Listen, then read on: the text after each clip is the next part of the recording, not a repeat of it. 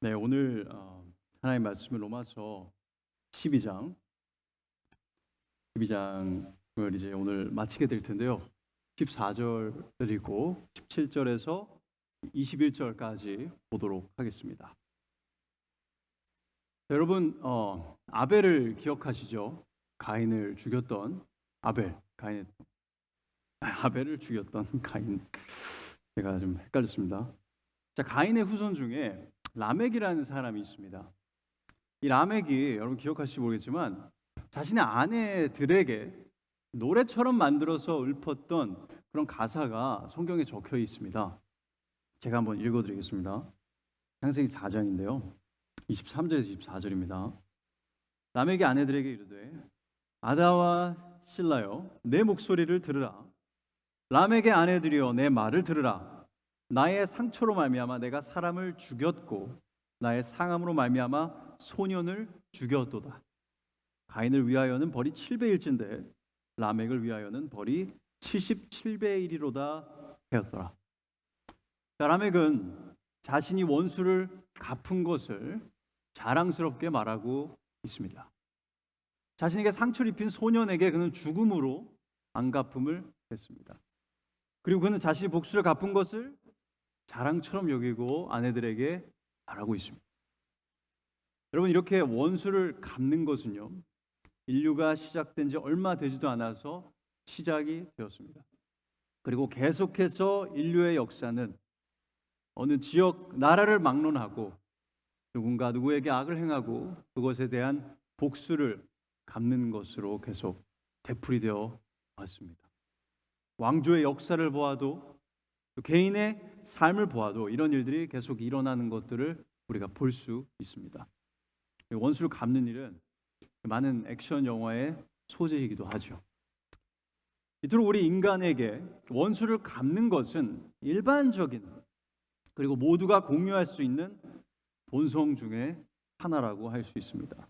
그래서 우리는 악한 사람에게 복수를 성공하는 그런 액션 영화를 보면 통쾌함을 느낍니다. 자, 그런데 우리 그리스도인들은 이 복수심을 어떻게 대해야 할까요? 우리가 지금까지 그리스도인의 뭐에 대해서 배웠죠? 12장에서 새로운 삶에 대해서 배워왔습니다. 로마서 12장 1절은요, 우리의 삶을 이제 하나님께 거룩한 산 제물로 드리라라고 명령했습니다. 이를 위해서 무엇이 꼭 필수적이라고 했죠? 네, 우리의 마음의 변화, 우리 마음의 개혁이 필수적이다라고 배웠습니다. 자, 그리고 3절부터는요, 먼저 나에 대해서 어떻게 생각해야 하는지를 배웠고요. 그리고 9절부터는 이 동료 그리스도인들에게 어떻게 대해야 하는지에 대해서 배웠습니다. 여러분, 그럼 이제 우리가 하나님과 어떤 관계여야 하는지를 우리가 이제 알게 된 거죠. 그렇죠? 우리는 하나님에게 우리의 삶을 산 제사로 드려야 됩니다. 그리고 이제 스스로를 하나님께서 주신 은사에 합당하게 생각해야 한다는 것도 배웠고요. 그 은사를 활용해야 한다는 것도 배웠습니다. 그리고 동료 성도님들을 진실된 사랑으로 대해야 한다 하는 것도 배웠습니다.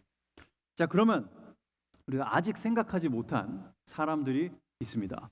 바로 믿지 않는 사람들이죠.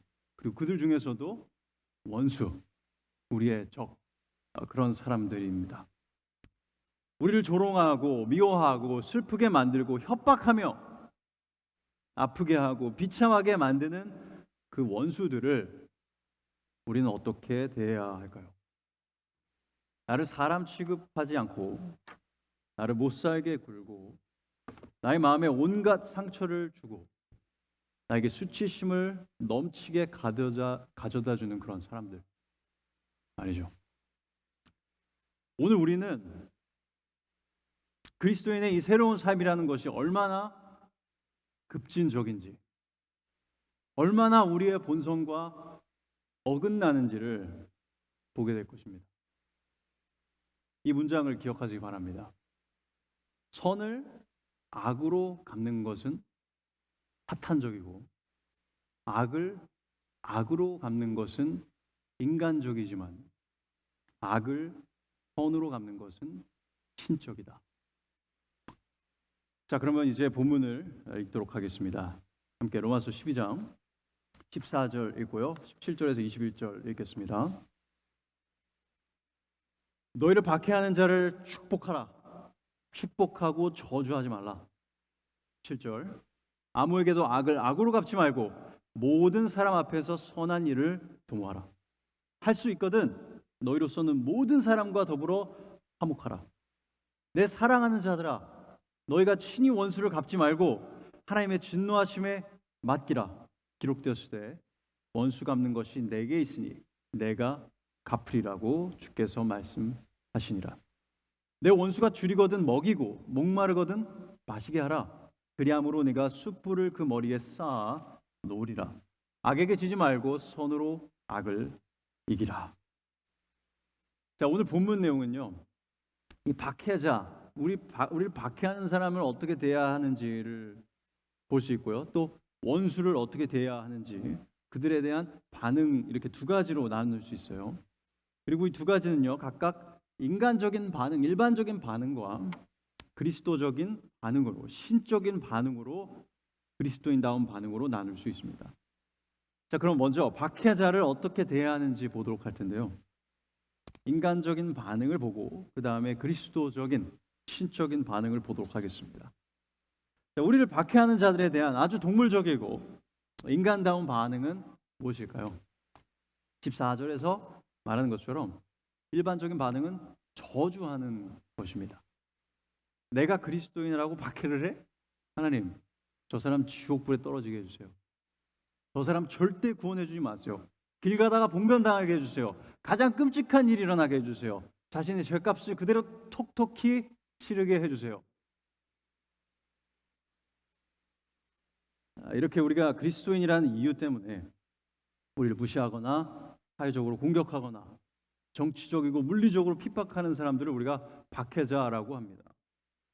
이처럼 그리스도인이 박해를 받는 것은요, 사실 이상한 일이 아니라는 것을 우리가 다 잘 알고 있습니다.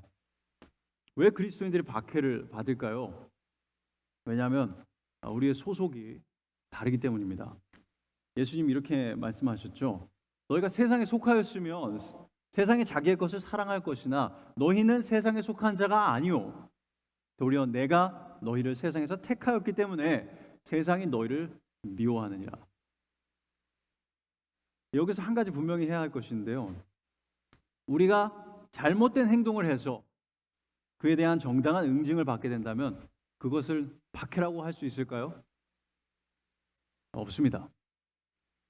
우리가 잘못해서 받는 벌은요, 그리스도인으로서 받는 박해가 아니고 나의 잘못으로 받는 정당한 벌입니다. 우리는 이런 일이 일어나지 않도록 분명히 최선을 다해 노력을 해야 합니다. 혹여나 이런 사람들이 있을 수 있습니다. 이렇게 생각하는 거죠.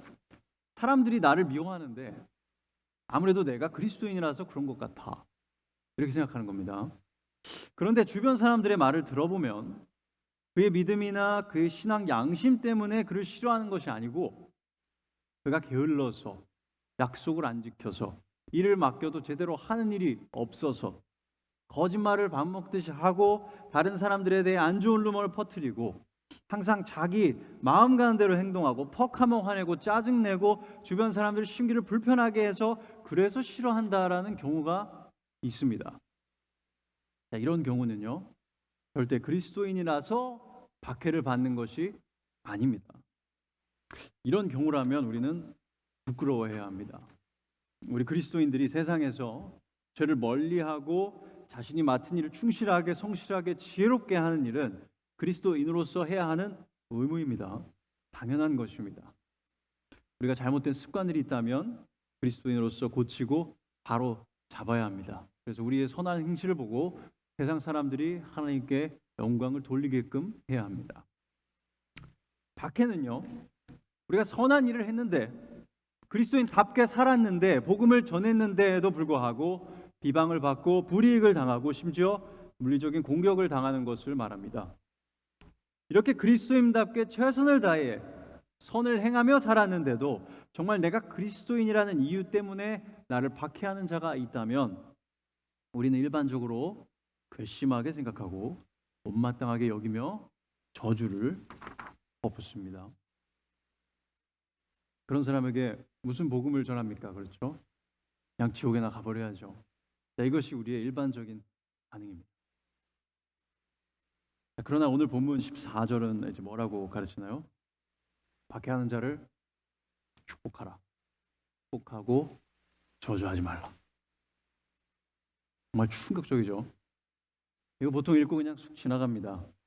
그런데 여러분, 예수님도 똑같은 말씀을 하셨습니다. 마태복음 5장 한번 펴볼까요? 마태복음 5장 44절 한번 보겠습니다. 한상순 말씀이죠. 5장 44절에 이렇게 예수님 말씀하셨습니다. 찾으셨으면은 한번 한 목소리로 한번 읽어볼까요? 자, 5장 44절. 자, 시작. 나는 너희에게 이르노니 너희 원수를 사랑하며 너희를 박해하는 자를 위하여 기도하라.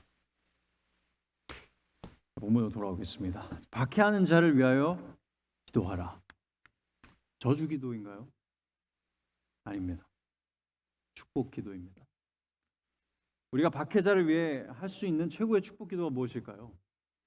스데반 집사가 자신을 돌로 쳐서 죽이는 박해자들을 바라보며 이렇게 기도를 했습니다. 주여, 이 죄를 그들에게 돌리지 마옵소서. 돌리지 말라고요? 돌로 쳐서 죽이는데도요. 스데반은 하나님께서 그들을 용서해 주시기를 구했습니다. 이것은 그가 그들의 구원을 위해서 기도했다고 말할 수 있는 충분한 근거가 됩니다. 이 기도에 응답하신 하나님께서 구원한 사람이 한 명 있죠? 네, 우리가 읽고 있는 로마서를 기록한 사도 바울입니다. 여러분, 우리를 박해하는 자에게 통쾌한 복수를 꿈꾸는 것은 인간적인 것이지 그리스도적인 것이 아닙니다. 근데 그리스도적인 것이 그리스도인다운 모습입니다. 여러분, 혹여나 지금 박해를 받고 계시거나 미래의 박해를 받게 되신다면 이 말씀을 꼭 기억하시기 바랍니다. 그들의 불행을 위해서 기도하지 마시고 그들의 구원을 위해서 간절히 기도하시기 바랍니다. 자, 지금까지 박해자를 어떻게 대해야 하는지 배웠습니다. 인간적인 방식, 그리스도적인 방식을 배웠습니다. 저주하지 않고 축복하는 것이 이제 우리의 삶이어야 합니다. 17절부터는 이 범위가 넓어집니다. 박해는 종교적인 이유로 박해받는 것에 한정되지만 17절부터는요, 나의 적, 나의 원수, 나에게 악을 행하는 자, 나를 미워하는 자 모두가 다 포함됩니다. 이 같은 사람은 당연히 믿지 않는 자를 포함하고요, 믿는 자도 안타깝게도 포함될 수 있습니다. 믿는 자 가운데서도 서로 미워하고 앙숙인 사람들이 있을 수 있습니다. 누구는 나를 미워하는 사람, 나를 싫어하는 사람, 나에게 악하게 대하는 사람 모두를 포함하고 있습니다. 자, 이런 사람들, 우리가 나의 적이다 라고 규명할 수 있는 사람들에게 우리는 어떻게 대해야 할까요? 본문 17절부터 21절까지 보면요, 지극히 인간적인 방법은 이렇습니다. 악을 행한 자에게 악으로 갚고, 악을 행한 자와 원수로 지내고, 내가 직접 원수를 갚고 악에게 지는 것입니다. 여러분, 아브넬이라는 장군을 기억하시는지 모르겠습니다. 사울 왕이 죽고요, 이스라엘은 이 사울 왕의 아들 이스보셋을 따르는 무리하고 다윗을 따르는 무리로 이렇게 갈라졌습니다. 이때 사울 왕의 아들 이스보셋의 진영에 실세가 있었는데 그는 바로 사울 왕의 군대 장관이었던 아브넬 장군입니다. 그런데 어느 날 이 아브넬 장군이 다윗을 찾아옵니다. 왠가 하면요, 자신이 섬기는 이 이스보셋이 아브넬 장군이 죽은 사울 왕의 첩과 동침을 하니까 그걸로 책망을 했어요. 그러니까 이 아브넬 장군이 삐진 겁니다. 그래서 다윗에게 찾아와서요, 그와 언약을 맺습니다. 그는 이제 더 이상 다윗에게 저항하지 않고 다윗이 이스라엘의 왕이 되도록 돕겠다라고 했습니다. 그런데 다윗의 진영에 이 아브넬 장군에게 이 증오심을 품고 있었던 자가 한 명 있었습니다. 그럼 바로 다윗의 군대 장관인 요압입니다. 요압이 아브넬 장군을 증오했던 이유가 있었는데요. 그건 바로 아브넬 장군이 전장에서 요압의 동생인 아사헬을 죽였기 때문입니다. 계속해서 이 안갚음을 하려는 마음을 먹고 있던 요압은요, 다윗을 만나고 집으로 향하던 아브넬을 다시 청해서 돌아오게 합니다. 그리고 자신의 손으로 원수를 갚습니다. 그를 죽이고 맙니다. 자, 이 이야기는요, 원수에 대한 우리 인간의 지극히 인간적인 반응은 복수라는 것을 보여줍니다. 눈에는 눈, 이에는 이. 그러나 하나님은 우리에게 새로운 삶을 살라고 하십니다. 복수하는 것, 안갚음을 하는 것은 그리스도인에게는 선택 사항이 아닙니다. 선택 사항이 아닙니다. 그냥 한 가지만 짚고 넘어가겠습니다. 우리가 원수를 여기는 사람 중에 우리에게 일반적으로 악을 행하는 사람들이 있고요, 그것을 넘어서 법적으로 이 범죄 행위를 하는 사람들이 있습니다. 우리가 이걸 좀 나눠서 생각을 해야 되는데요. 예를 들면 내가 듣기 싫은 말을 꼭 계속 하는 그런 남편을 원수다라고 생각할 수 있습니다.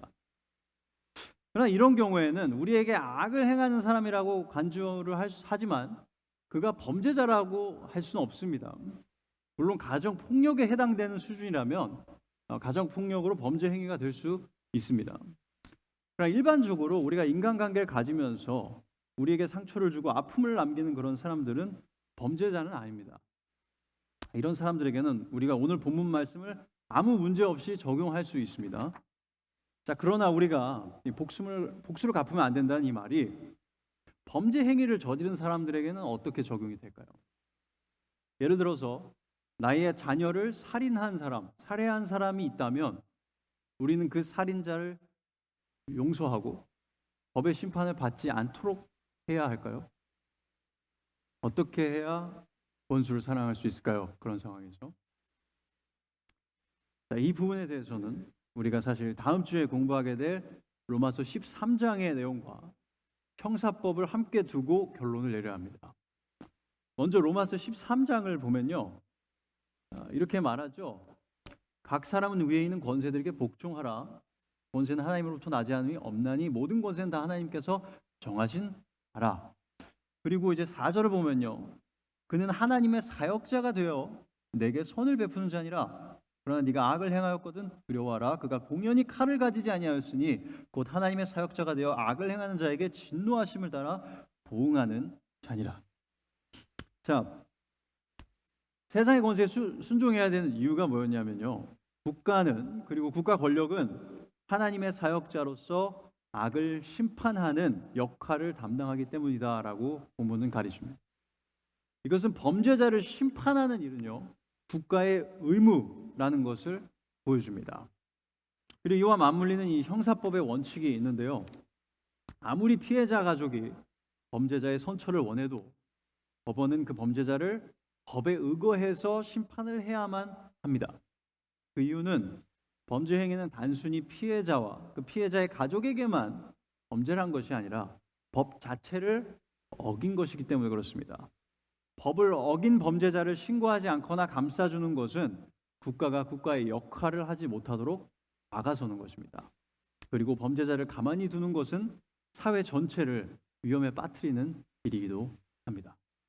그래서 만약 우리가 어떤 범죄의 피해자가 되었을 때는 원수를 사랑하기 위해서 범죄자를 법적으로 감싸주는 것이 올바른 일이 아닙니다. 그것은 사회 전체를 위험에 빠뜨리는 일이고요, 국가의 일원으로서 범죄의 보고의 의무를 다하지 않는 일입니다. 그러니 여러분 혹여라도 이 말씀을 오해하지 마시기 바랍니다.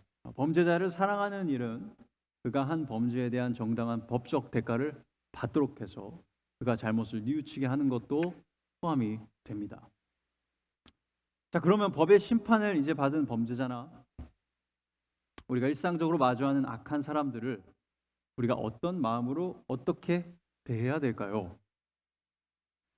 자, 원수를 대하는 인간적인 방법은 우리가 아까 살펴보았죠. 원수로 지내는 거죠. 악을 악으로 갚는 거고요. 복수를 내 손으로 갚는 것입니다. 그러나 그리스도적인 방법은 무엇일까요? 17절에서 21절을 보면 이렇게 정리를 할 수 있습니다. 악을 행한 자에게 선을 행하라. 할 수 있는 한 모든 사람과 화목하라. 원수 갚는 것은 하나님께 맡기라. 원수의 필요를 보거든 채워주라. 악을 선으로 이기라. 하나님은 아주 분명하게 악을 악으로 갚지 말 것을 명령하십니다. 두 구절만 제가 더 말씀드릴게요. 데살로니가 전서 5장 15절, 삼가 누구에게든지 악으로 악을 갚지 말게 하고 서로 대하든지 모든 사람을 대하든지 항상 선을 따르라. 베드로전서 3장 9절, 악을 악으로 욕을 욕으로 갚지 말고 도리어 복을 빌라. 이를 위하여 너희가 부르심을 받았으니 이는 복을 이어받게 하려 하심이라. 이 같은 가르침은요, 정말 급진적인 가르침입니다. 완전히 우리의 본성을 거스르는 가르침입니다. 로마서 12장 17절로 다시 돌아와서 보면요, 아무에게도 악을 악으로 갚지 말고 모든 사람 앞에서 선한 일을 도모하라 라고 말합니다.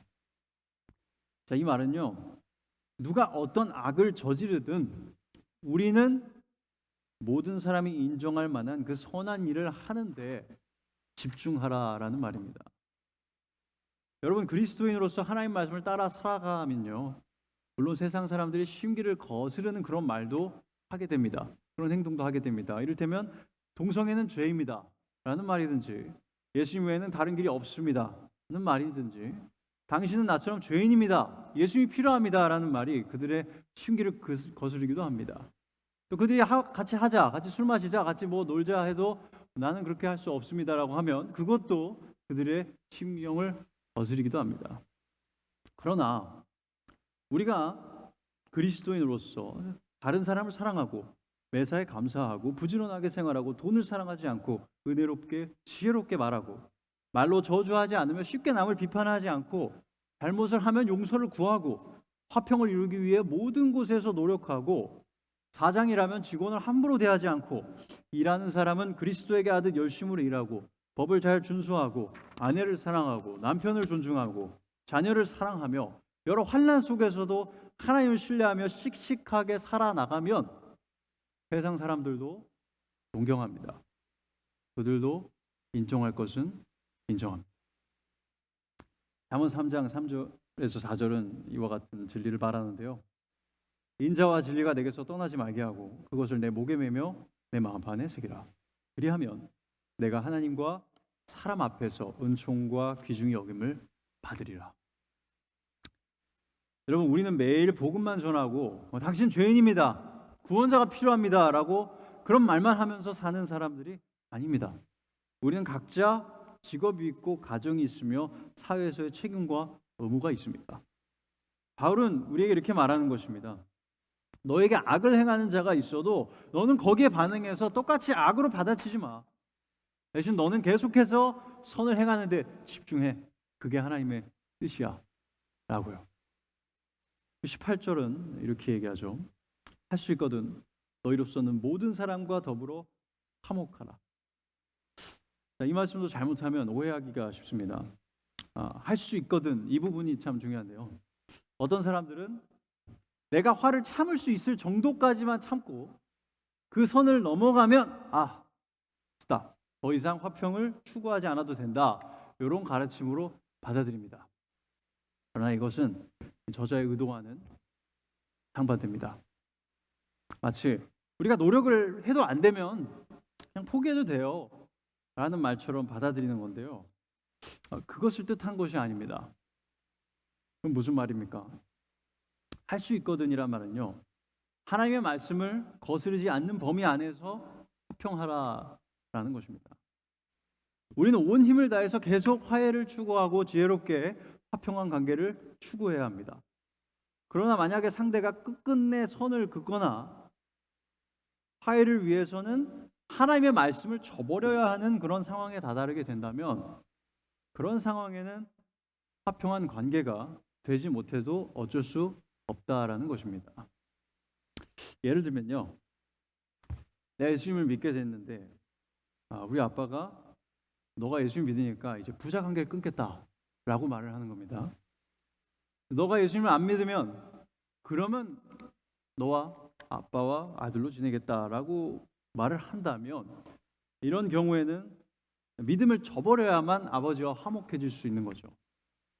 이럴 때에는 아버지와의 화목을 위해서 믿음을 저버려서는 안 됩니다. 물론 아들로서 계속 아버지를 위해 기도하고 그의 마음을 열기 위해서 노력해야 합니다. 계속해서 최선을 다해야 합니다. 그러나 그와의 화목을 위해서 하나님과의 화평을 아예 깨트릴 수는 없습니다.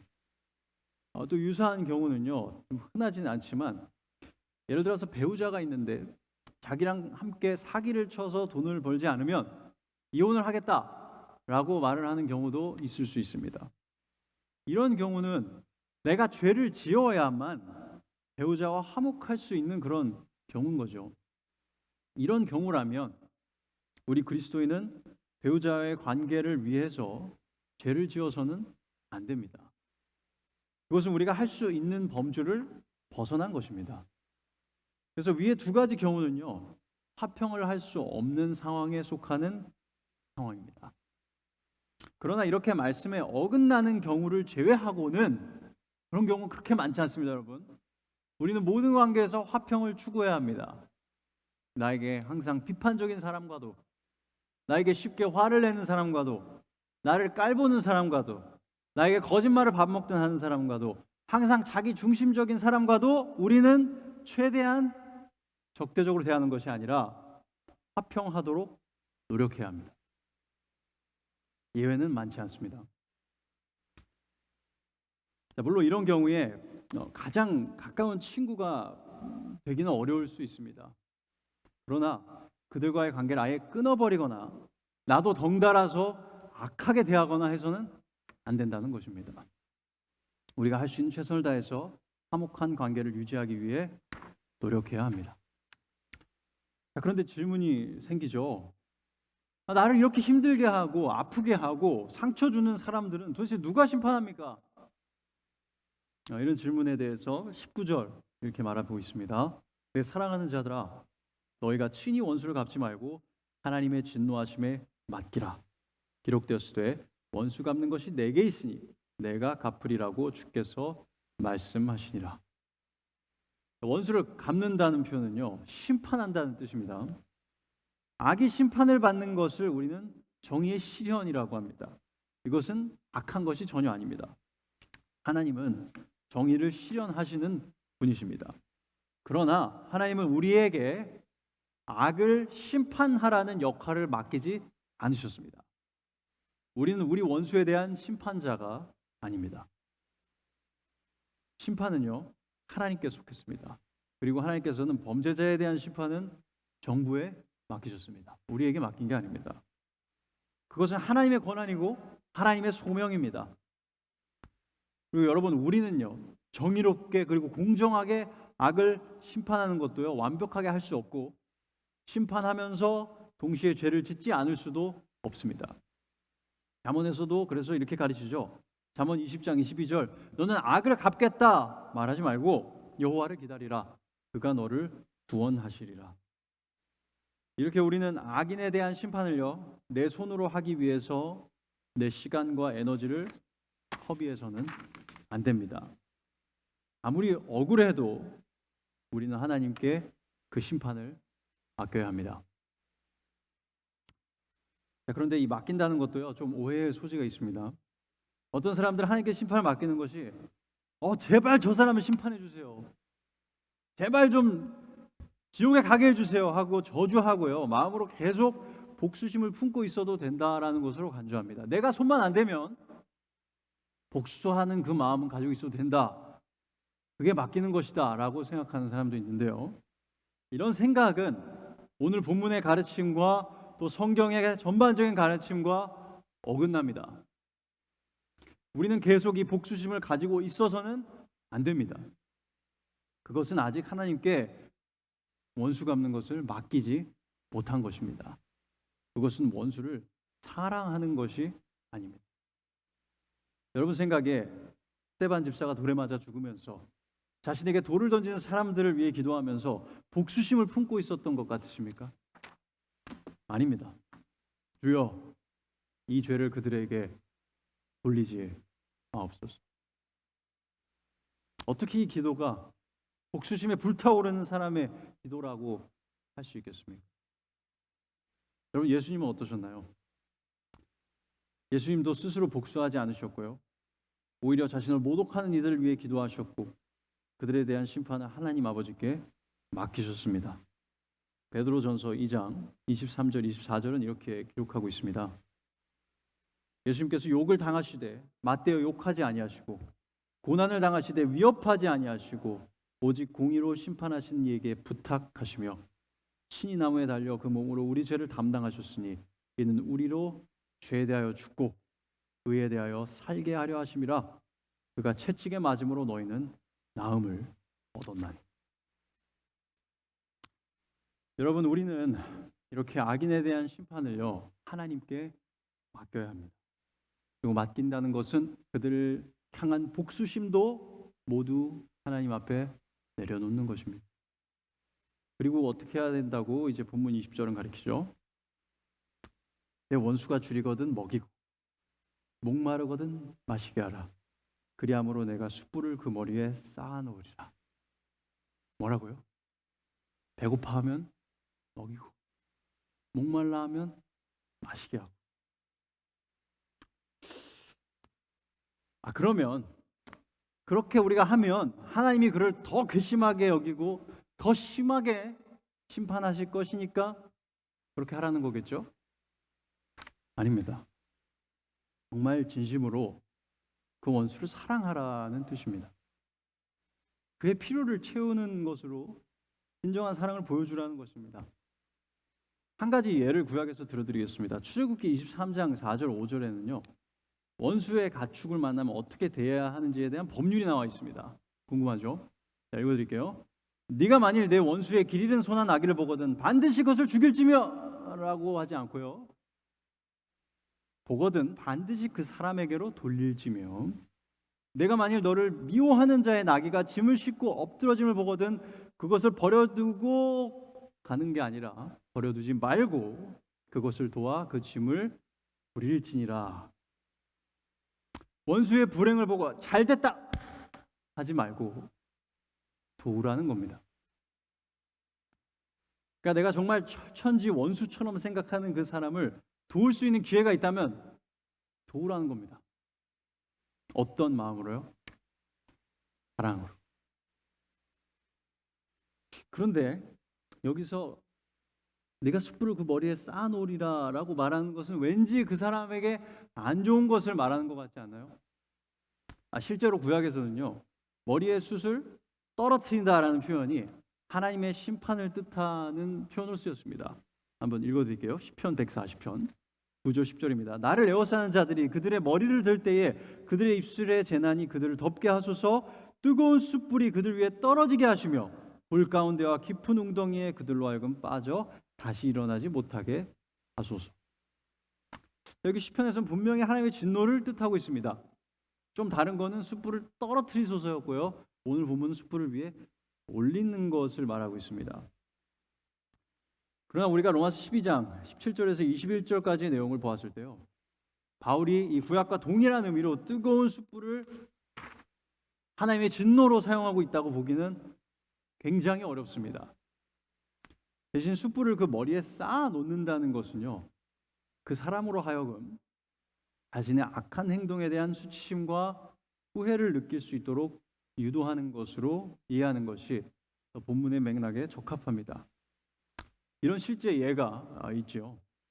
여러분, 사울 왕이 다윗을 거진 10년간을 죽이기 위해서 쫓아다녔습니다. 원수라고 충분히 할 만하죠. 그런데 다윗을 쫓던 사울 왕이요, 아마 변소가 급했는지 엔게디에 있는 굴에 혼자 들어갑니다. 그런데 놀랍게도 그 굴에 누가 있었습니까? 다윗과 그의 수하들이 있었습니다. 이때 다윗의 부하들은 말했죠. 기회입니다. 하나님께서 사울 왕을 당신의 손에 넘겨주셨습니다. 가서 그를 죽이십시오. 그러나 다윗은 뭘 합니까? 칼을 가지고 가서 조용히 그의 옷자락을 싹 뺍니다. 그리고 사울 왕이 나가자 이렇게 말하죠. 사무엘상 24장 8절 13절입니다. 그 후에 다윗도 일어나 굴에서 나가 사울의 뒤에서 외쳐 이르되 내 주 왕이여 하매 사울이 뒤돌아보는지라 다윗이 땅에 엎드려 절하고 다윗이 사울에게 이르되 보소서 다윗이 왕을 해하려 한다고 하는 사람들의 말을 왕은 어찌하여 들으시나이까? 오늘 여호와께서 굴에서 왕을 내 손에 넘기신 것을 왕이 아셨을 것이니이다. 어떤 사람이 나를 권하여 왕을 죽이라 하였으나 내가 왕을 아껴 말하기를 나는 내 손을 들어 내 주를 해하지 아니하리니 그는 여호와의 기름 부음을 받은 자이기 때문이라 하였나이다. 내 아버지여 보소서 내 손에 있는 왕의 옷자락을 보소서 내가 왕을 죽이지 아니하고 겉옷자락만 베었은즉 내 손에 악이나 죄가가 없는 줄을 오늘 아실지니이다. 왕은 내 생명을 찾아 해하려 하시나 나는 왕에게 범죄한 일이 없나이다. 여호와께서는 나와 왕 사이를 판단하사 여호와께서 나를 위하여 왕에게 보복하시려니와 내 손으로는 왕을 해하지 아니하겠나이다. 옛 속담에 말하기를 악은 악인에게서 난다 하였으니 내 손이 왕을 해하지 아니하리이다. 다윗은요 악을 손으로 갚았습니다. 그리고 심판을 하나님께 맡겼죠. 자, 그것을 본 사울 자신의 옷자락을 보니까 정말 그게 잘려 있는 것을 보고 사울 왕은 민망함과 후회를 느끼고 다윗에게 이렇게 대답합니다. 사울이 이르되 내 아들 다윗아 이것이 내 목소리냐 하고 소리를 높여 울며 다윗에게 이르되 나는 너를 학대하되 너는 나를 선대하니 너는 나보다 의롭도다. 내가 나 선대한 것을 오늘 나타냈나니 여호와께서 나를 내 손에 넘기셨으나 내가 나를 죽이지 아니하였도다. 사람이 그의 원수를 만나면 그를 평안히 가게 하겠느냐? 내가 오늘 내게 행한 일로 말미암아 여호와께서 내게 선으로 갚으시기를 원하노라. 이렇게 악을 선으로 갚을 때 상대는 민망함과 후회를 느끼게 됩니다. 안타깝게도 사울은 그 후에 회개를 하고 돌아오지 않았지만 우리가 원하는 것은 그것을 통해서 회개하고 그가 돌아오기를 원하는 것입니다. 물론 어떤 경우에는요 그렇게 해도요 계속 뻔뻔하게 반응하는 사람이 있을 수 있습니다. 그러나 그럼에도 불구하고 우리는 선을 행해야 합니다. 악은 누구에게서 난다고요? 악인에게서 나는 겁니다. 선인은 선을 행해야 합니다. 다윗의 행동은요 오늘 마지막 절이죠 21절의 내용을 잘 보여내 줍니다. 악에게 지지 말고 선으로 악을 이기라. 여러분 이것이 원수를 대하는 그리스도적인 신적인 방식입니다. 그리고 하나님은 우리에게 원수를 사랑하라고 명하십니다. 이것을 어떤 목회자는 이렇게 표현했습니다.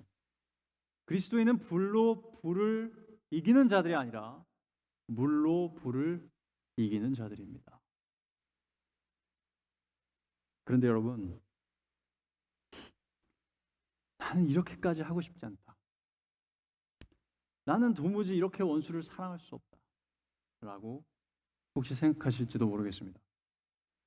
그리고 하나님께서 정의롭게 그를 심판하시기를 원하실지도 모르겠습니다.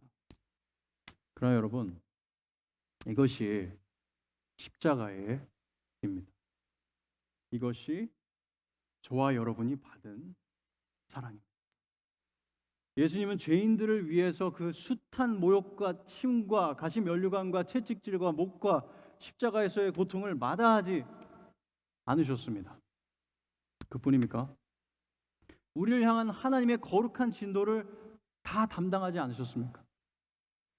여러분 이것이 우리가 받은 사랑입니다. 원수를 사랑하는 사랑, 그게 그리스도의 사랑입니다. 이게 십자가의 길입니다. 로마서 5장 10절은 이렇게 말하죠. 곧 우리가 원수 되었을 때에 그의 아들의 죽으심으로 말미암아 하나님과 화목하게 되었은즉 화목하게 된 자로서는 더욱 그의 살아심으로 말미암아 구원을 받을 것이니라. 우리가 원수 되었을 때에 우리를 위해 죽으신 것입니다. 하나님이 우리한테 요구하시는 것은요, 우리한테 주신 그 사랑을 우리도 실천하라는 것입니다. 자녀로서 아버지를 본받으라는 것이고요. 그리스도 예수의 마음을 품으라는 것이고 좁은 문으로 들어가라는 것입니다. 옛사람을 벗고 새 사람을 입으라는 것입니다. 흠이 없고 순전하여 어그러지고 거스르는 세대 가운데에서 하나님의 흠없는 자녀로 세상에서 그들 가운데 빛들로 나타내라는 것입니다. 이것은 사랑의 걸작입니다. 세상에 이런 사랑이 없습니다. 그런데 여러분, 우리는 이런 사랑을 받은 사람들입니다. 그렇기 때문에 정말 불가능하게 들릴지 모르지만 우리는 원수를 사랑해야 합니다. 선을 악으로 갚는 것은 사탄적이고 악을 악으로 갚는 것은 인간적이지만 악을 선으로 갚는 것은 신적입니다. 악을 선으로 갚는 사랑이요, 하나님의 사랑이고 우리가 받은 사랑입니다. 그리고 그것이 우리가 해야 하는 원수 사랑입니다. 기도하겠습니다. 하나님,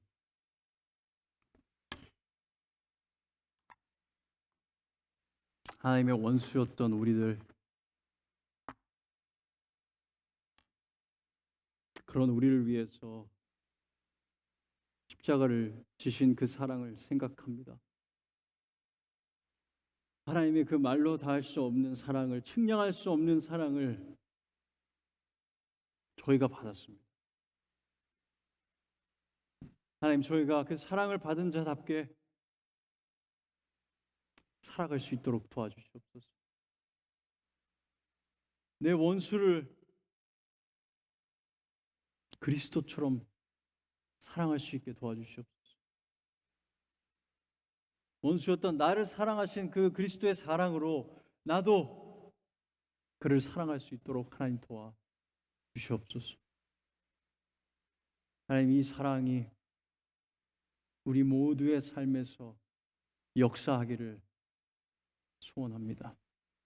우리가 나를 좋아하는 사람만 사랑하는 것이 아니라 나의 원수도 사랑하는 그런 사람들이 될 수 있도록 하나님 부디 도와주시옵소서. 저희로서 할 수 없습니다. 하나님께서 도와주셔야 합니다. 그리고 하나님께서 도와주십니다. 하나님을 신뢰하고 살아가게 하여 주시고 사랑하게 하여 주시옵소서. 예수 그리스도의 이름으로 기도드렸습니다.